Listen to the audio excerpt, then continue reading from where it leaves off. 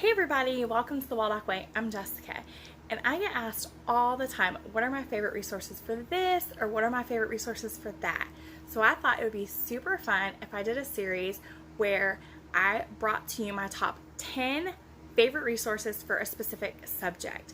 So I'm going to be doing that. I'm going to be picking 10 non-curriculum related resources to share with you guys that are my favorites. Make sure you subscribe because you're not going to want to miss out. Today's top 10 resources are going to be for language arts. Now, language arts for today's video is going to include writing, grammar and punctuation, spelling, and a little bit of vocabulary. I'm not going to include like reading or learn to read because that is an entirely different video that I will hopefully do somewhere in the near future. So subscribe if that is what you want to see.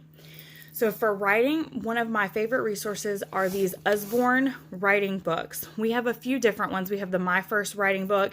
We have the comic book. We also have a suspense one and a poetry one. I love them, number one, because they're amazing quality. But then number two, because they take a child step by step. So they're writing their own stories or their own comics or their own poetry, but it's not daunting. It kind of gives them step by step. It's colorful, it's interactive. They have these, really awesome word banks for them to choose from. It's just not as overwhelming to a child as a blank page where it's just them having to come up with all of their own ideas. So you can see here that it's got tons of different ideas, but it's still taking them step by step through how to write their own book, their own story, their own comic, their own poem, depending on which one of these you pick. Next up, I have this book, The Writers Toolbox. Now, this is excellent for learning how to write.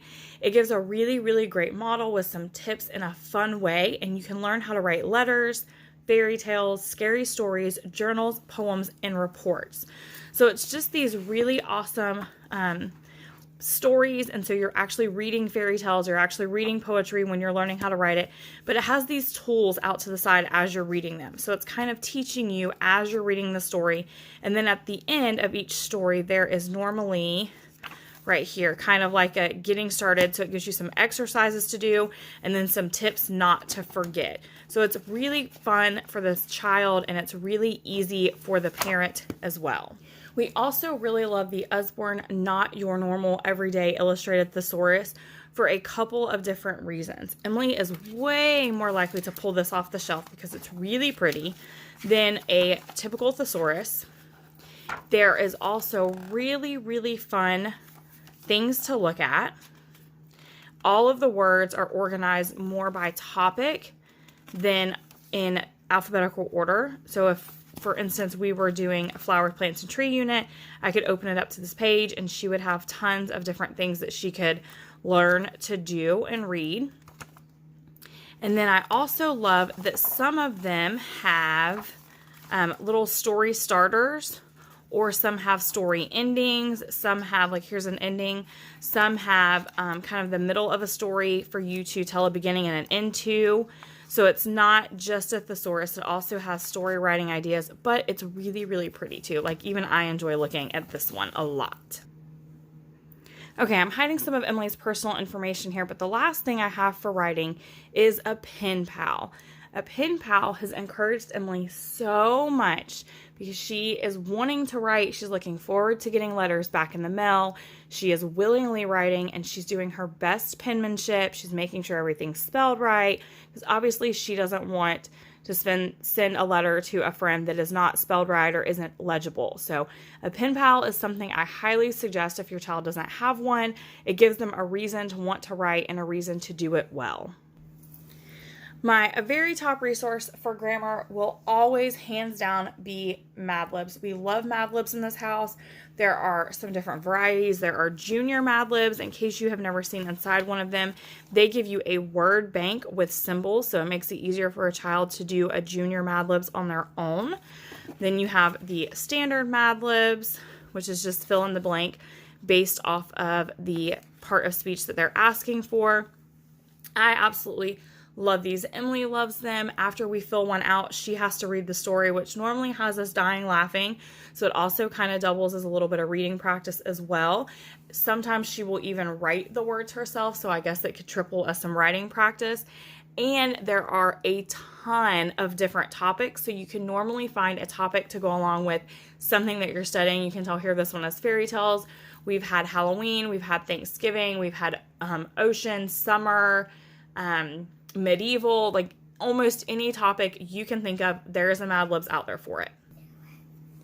This Usborne grammar and punctuation book was a favorite from the minute it arrived on our doorstep. We don't actually write in it, although it's only $5, so we could and reuse it. We just answer everything verbally. They're these really, really short exercises with answers on the back. So all of the exercises that you would do are just on the front page, the answers on the back, and we have just been slowly working our way through this. It's a really great way to get a little bit of extra grammar and punctuation in without it being overwhelming for a child or taking a whole lot of time, because it's very short and sweet, but it's definitely getting a ton of really great grammar and punctuation in. The last thing I have for grammar is by the same author as the Writing Toolbox, and it is called Word Fun. This book is if you were a noun, a verb, an adjective, an adverb, a pronoun, a conjunction, an interjection, and a preposition. And both of those books are actually a compilation, so this includes each of these books. Each one is a separate book. So you can see here, this one shows you all of them, and then each one has its own separate little section. So if you were a noun starts first, but it's just a fun story that kind of makes sure that it exaggerates the parts of a noun. It exaggerates the common and proper nouns in this specific story. And then there's even a few reminders throughout on the sides of facts. Here's a noun game to play. And most of these are really awesome stories. So this story that's about a noun right here was all about Neil Armstrong, and then you have a fact as well. So it's just a fun way to get in some extra grammar practice. And for my daughter, it's a really fun way for me to also remind her, if she says, I forgot what an adjective is, to remind her of some of the characters or some of the things that happen in the story, and she instantly remembers. One of my favorite things for spelling practice are these workbooks or fun puzzles, because they are working on, for my daughter, these word searches are working on her tracking for her eyes, which she always needs extra practice on, but they're also working kind of on logic and some brain training, as well as helping her practice her spelling skills. What's even better than that is most of the time they're fun puzzles and she doesn't even realize she's doing schoolwork. I love the Usborne ones because they're like the perfect size to throw in my purse, but we also always pick up just the Dollar General or Dollar Tree ones as well, and she enjoys them all equally. I also really like hands-on manipulatives for spelling. I feel like it's easier to learn to spell when you're actually physically manipulating the letters. So I love these word or letter snap cubes. They are uppercase on one side and lowercase on the other. So she can spell them all capital. If your child's just learning capital letters, they could spell them what would be in all lowercase if they're just learning lowercase letters, or if you're wanting them to practice, the way they would write it, like, oh, nope, that's not correct. This is a common noun. You could even, kind of remind them that the consonants are in blue, the vowels are in red. So that's always really helpful. And Emily loves being able to actually build the words. So sometimes that's what we will do for spelling, is just have her actually build the words with these cubes, because they're just really, really fun. Then we also have this word building flip book. It builds up to 6-letter words. So you have all 26 letters under each of these, and then you can just flip them to whatever letter you needed to build the word that you were looking for. So you can build 2, 3, 4, 5, or 6-letter words. So this is it's probably been one of our favorite things for spelling, because we'll just make up words, and sometimes we'll just randomly flip and use phonics to try to sound the word out, and then we'll talk about whether that's a real word or a made-up word. So I highly, highly recommend this. The last thing I have would be more for vocabulary, and it is this dictionary of idioms. We are obsessed with sayings. Apparently, we say a lot in our family, and I never even realized it because Emily's very literal, so she'll say, what is that? What does that mean? So, for instance, let's see. That's not a really good one. That's not something we would say. But if we said for the birds, because that is something we would say frequently, like, oh, that's for the birds. What does that mean? We can look it up in here, and it gives you a sentence that, you would use that saying in. the meaning of that saying, and then the origin of it. So for all of the different idioms that we would say, we can use an example, the meaning, and then why that started. So this is kind of like vocabulary, as well as history, because a lot of the origins have a historical meaning, and it's been a lot of fun to just randomly look them up when we say something that doesn't make sense to her, and normally it's a saying or an expression.